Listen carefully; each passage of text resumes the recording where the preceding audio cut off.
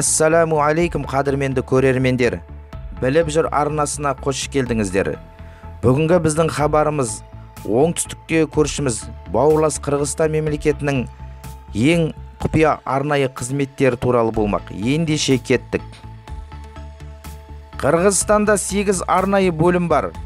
Олар ішкі істер министрлігінде Шумкар және Шер, мемлекеттік ұлттық қауіпсіздік комитетінде Альфа, қарулы күштерде Скорпион, Пантера және Эльбрис, мемлекеттік шекарадағы Бөрі және мемлекеттік қылмыстық атқару қызметіндегі қызмет Омега. Егер арнайы күштер туралы айтатын болсақ, алдымен элиталық Альфа бөлімі ойға келеді. Қырғызстанда оның ұзақ тарихы бар. Оның есебінде жүздеген сәтті операциялар бар. Ал оның қатарында ең мықты жауынгерлер қызмет етеді. Мемлекеттік ұлттық қауіпсіздік комитеті жанындағы арнайы жасақ 1992 жылы 27 қазанда құрылды. Оны А тобы, яғни антитеррор деп атайды. Альфаның басты міндеті қоғамдық саяси жағдайды тұрақсыздандыруға, конституциялық құрылысты күштеп өзгертуге және заңды сайланған үкіметті құлатуға, террористік актілердің, жаппай тәртіпсіздіктер мен экстремистік сипаттағы қылмыстардың алдын алу және жолын кесу бойынша жедел іздестіру жұмыстары, Қырғызстанның аумақтық тұтастығы мен егемендігін қорғау болып табылады. Отряд құрамына негізінен арнайы дайындықтан өткен офицерлер мен прапорщиктер кіреді. Бөлімшеде әйелдер де бар. Олардың көпшілігі штабтар жанында аналитик ретінде қызмет етеді және тек ерекше жағдайларда ғана арнайы тапсырмаларға тартылады. Жауынгерлер әртүрлі елдерде арнайы дайындықтан өтеді және өздері шетелдік әріптестермен өз тәжірибелерімен бөліседі. Олар 30-ға жуық пәнді игерген: дене шынықтыру, ату, ұрыс тактикасы мен стратегиясы, топография, саясаттану, психология негіздері, шет тілі және тағы басқа.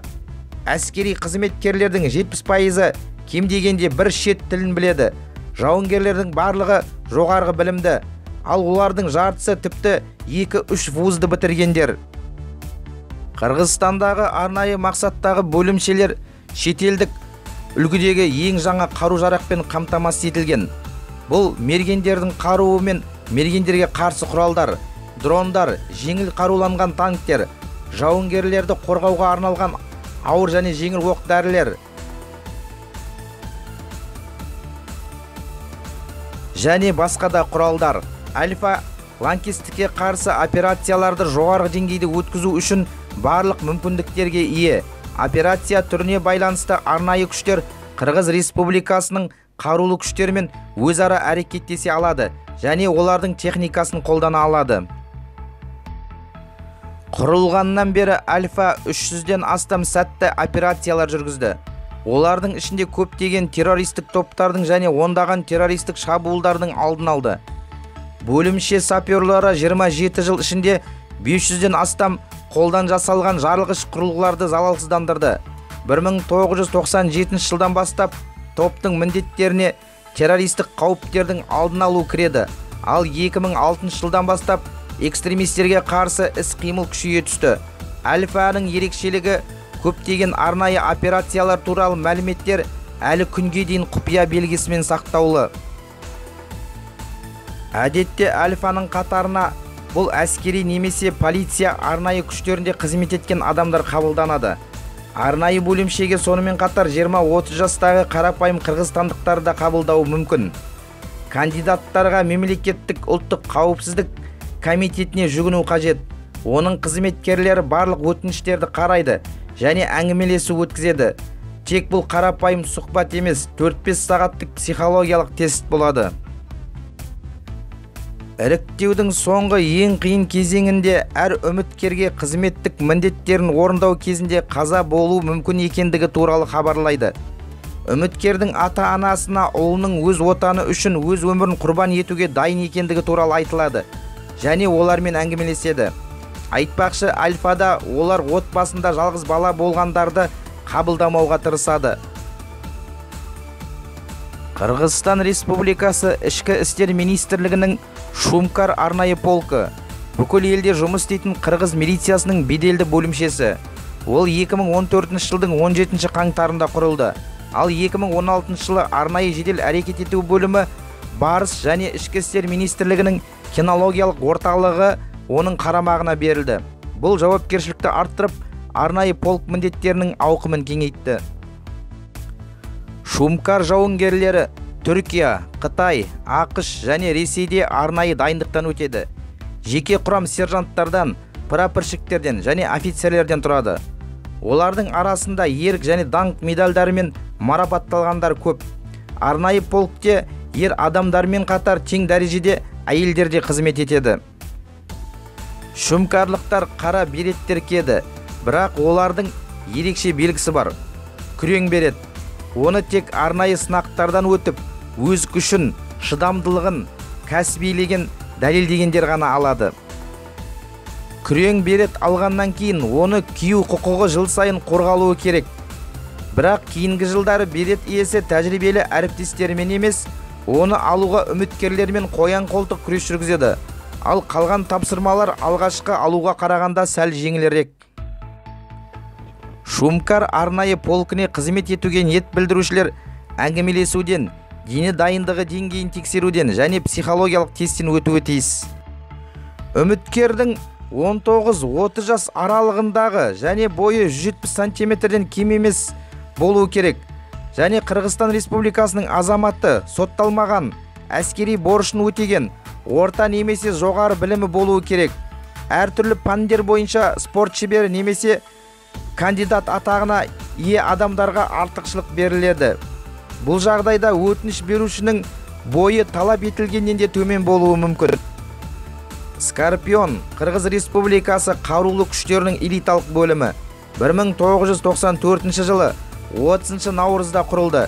Бір жылдан кейін арнайы мақсаттағы 525 жеке жасақ ақштағы рейнджерлер базасында жиыннан өтті.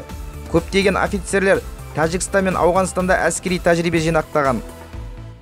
26 жыл ішінде Скорпион алдымен рота, содан кейін отряд, батальон, арнайы бригада деп аталды. Қазір әскери бөлім болды. Өте жақсы жауынгерлік дайындық, тапсырмаларды орындаудың жоғарғы деңгейі, жақсы техникалық қамтамасыз ету және жабдықтау, халықаралық әскери жаттығуларда елдің абыройын сәтті қорғау. Осының арқасында Скорпион Қырғыз Республикасының элиталық бөлімі болып саналады. Скорпионның міндеттеріне елдің ішкі және сыртқы қауіпсіздігін қамтамасыз ету, барлау жұмыстарын жүргізу, террористік қауіп қатерлерге қарсы жедел жұмыстар жүргізу және заңсыз қарулы топтарға қарсы күрес кіреді. Скорпион жауынгерлері заманауи қару-жарақпен және техникамен қамтамасыз етілген.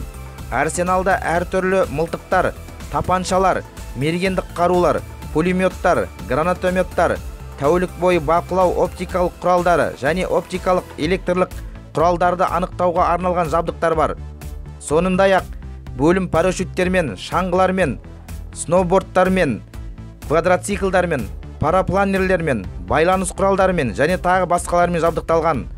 Бұдан басқа жоғарғы жылдамдықты әскери техника, автомобильдер, жол талғамайтын көліктер, бронетранспортерлер бар. Сонымен қатар скорпиондықтар жоғары сапалы әмбебап тактикалық киім мен жабдықтармен қамтамасыз етілген.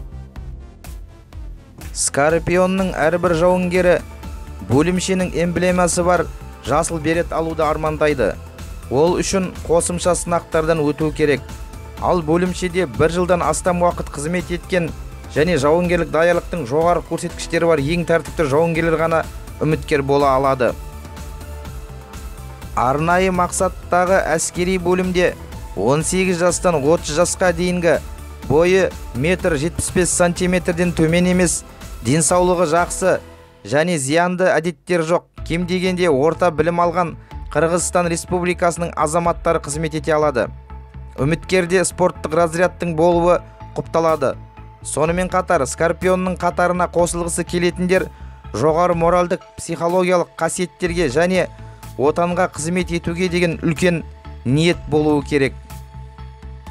Бөрі Қырғызстан мемлекеттік шекара қызметінің арнайы жасағы 2002 жылдың 27 желтоқсанында құрылды. Ал 2007 жылдың наурызында қазіргі атауын алды. Бұл Қырғызстандағы ең танымал және сонымен бірге ең құпия арнайы күштердің бірі. Және бөрі атауы кездейсоқ таңдалған жоқ. Жасақ жауынгерлері арнайы тапсырмалардан басқа таулы жерлерде барлау жұмыстарын жүргізеді. Бөрі қызметкерлері мемлекеттік шекараның барлық периметрі бойынша қызмет атқарады. Отряд тікелей мемлекеттік шекара қызметінің төрағасына бағынады. Бөрі жауынгерлердің міндеттеріне шекараны қорғау және онда туындайтын инциденттерді реттеу бойынша арнайы тапсырмаларды орындау, терроризмге қарсы операцияларды жүргізу, заңсыз қарулы топтардың жолын кесу кіреді. Сондай-ақ жасақтың жеке құрамы шекаралық аймақта және шалғай ауылдарда күдікті тұлғаларды анықтау бойынша барлау жұмыстарын жүргізеді. Бөрі жеке құрамы уақыттың 80%-ын тауда өткізеді. Сондықтан тау жағдайында жауынгерлердің жаттығуына ерекше көңіл бөлінеді. Олар сонымен қатар барлау, тактикалық, инженерлік тәртіпті үйренеді. Күн сайын ату және дене шынықтырумен айналысады.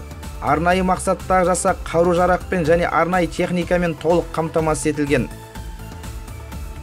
Бөрінің басымен өрілген жасыл беретті тек жоғары кәсіби жауынгер ала алады. Ол үшін арнайы сынақтардан өту керек. Бөріге іріктеу күткендей өте қатал.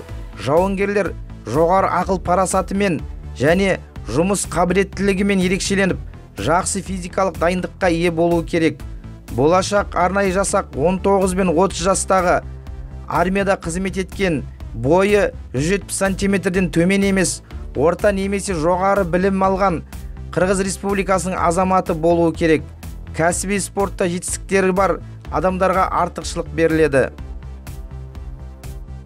Омега Қырғыз Республикасы жазаларды орындау мемлекеттік қызметінің арнайы мақсаттағы жасағы 1995 жылғы 13 наурызда құрылды.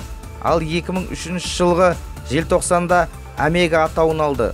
Ол қауіпсіздікті қамтамасыз етуге, тәртіпті сақтауға және қамау орындарындағы тәртіпсіздіктерді жоюға үлкен үлес қосады. Омеганың міндеттері бас бостандығынан айыру орындарындағы қылмыстар мен басқа құқық бұзушылықтардың алдын алу және жолын кесу, тәртіпсіздіктерді, жанжалдардың зардаптарын жою. Отряд сонымен қатар түзету мекемелерінде және тергеу изоляторларында кепілге алынған адамдарды босату операцияларын жүргізеді. Сонымен қатар Омегаға жазаларды орындаудың мемлекеттік қызметінің қызметкерлері мен олардың отбасыларының қауіпсіздігін қамтамасыз ету жүктелген. Қажет болған жағдайда арнайы жасақ құқық қорғау органдарына қоғамдық қауіпсіздікті қамтамасыз етуге көмектесе алады. Омега жеке құрамының көп бөлігін прапорщиктер құрайды, бірақ бөлімшеде офицерлер де бар. Мұнда айтарлықтай спорттық жетістіктері бар ерлер де, әйелдер де қызмет ете алады. Отрядқа қызметке моральдық тұрғыдан тұрақты, кәсіби даярлықтан өткен, кез келген күрделі тапсырмаларды орындауға дайын қырғызстандықтарды қабылдайды. Үміткер бұрын сотталмаған, армияда қызмет еткен және денесі шыныққан, орта немесе жоғары білімі болуы керек. Жасы 19-дан 30 жасқа дейінгі, бойы кем дегенде 170 сантиметр, спорт шеберлері 167 сантиметр болса да бола береді спорт шеберлеріне. Ұлттық гвардияның Пантера арнайы мақсаттағы әскери бөлімінің тарихы 1992 жылы басталды. Жеке құрам 1993 жылғы сәуірде Қырғыз Республикасы қарулы күштерінде алғашқылардың бірі болып, әуе десанттық оқу-жаттығулардан өтті. Оның барысында парашютпен секіру орындалды. Пантера Қырғыз Республикасы президенті мен бас штабының негізгі әскери резерві болып саналады. Арнайы күштер елдің конституциялық құрылысын, егемендігі мен аумақтық тұтастығын қорғау міндеттерін орындайды. Сондай-ақ табиғи апаттардан зардап шеккендерге көмек көрсетеді. Террористік және басқа да қарулы топтарды жою кезінде жауынгерлер операция орнына арнайы техникамен және әуемен жеткізіледі. Жеке құрам үшін тактика, әуе десантын түсіру, барлау, тау-кен дайындығы, атыс, әскери инженерия бойынша сабақтар өткізіледі. Жауынгерлер дене шынықтыру деңгейін үнемі жетілдіріп отырады. соның ішінде қоян қолтық ұрыс дағдыларын жетілдіреді. Әскери десанттық жаттығуларға көп көңіл бөлінеді. Олар үшін бөлімде әскери ұшақтар, парашюттер және бронды автомобильдер бар. Арнайы күштер тапаншалармен, мылтықтармен, гранатометтармен, снайперлік және басқа қарулармен қамтамасыз етілген. Пантера жауынгерлері көк берет киіп жүреді. Пантерада қызметке 18 бен 30 жастағы азаматтар қабылданады. Басқа талаптардың ішінде бұрын сотталмаған болуы, моралдық психологиялық тұрақтылық, тамаша денсаулық, ата-аналарының тірі болуы, дене шынықтырудың жоғарғы деңгейі, сондай-ақ білімі, мамандығы, бұрынғы жұмыс орны ескеріледі. Үміткерлер арнайы әңгімелесуден өтеді. Эльбрис Қырғыз Республикасы қарулы күштеріндегі арнайы мақсаттағы ең жас әскери бөлім болып саналады. Ол 2007 жылы 7 наурызда оңтүстік батыс қолбасшылығының құрамында құрылды. Эльбристің міндетіне Қырғызстанның аумақтық тұтастығын сақтау, қауіпті жағдайлар туындаған жағдайда арнайы операциялар жүргізу және терроризмге қарсы күрес кіреді. Эльбрис арнайы жасағының айрықша белгісі барыстың басы түріндегі эмблемасы бар жасыл берет болып табылады. Оны алу үшін сынақтар жылына 1 рет өткізіледі. Беретке бөлімшеде кемінде 1 жыл қызмет еткен және жауынгерлік даярлықтың жоғары дәрежесі бар ең тәртіпті жауынгерлер үміткер бола алады. Жеке құрам күн сайын дене шынықтырудың әртүрлі түрлерімен, соның ішінде қоян қолтық ұрыспен айналысады. Тактика, барлау, әуе десантын түсіру, таудағы дайындық, ату және әскери инженерия бойынша сабақтар өткізіледі.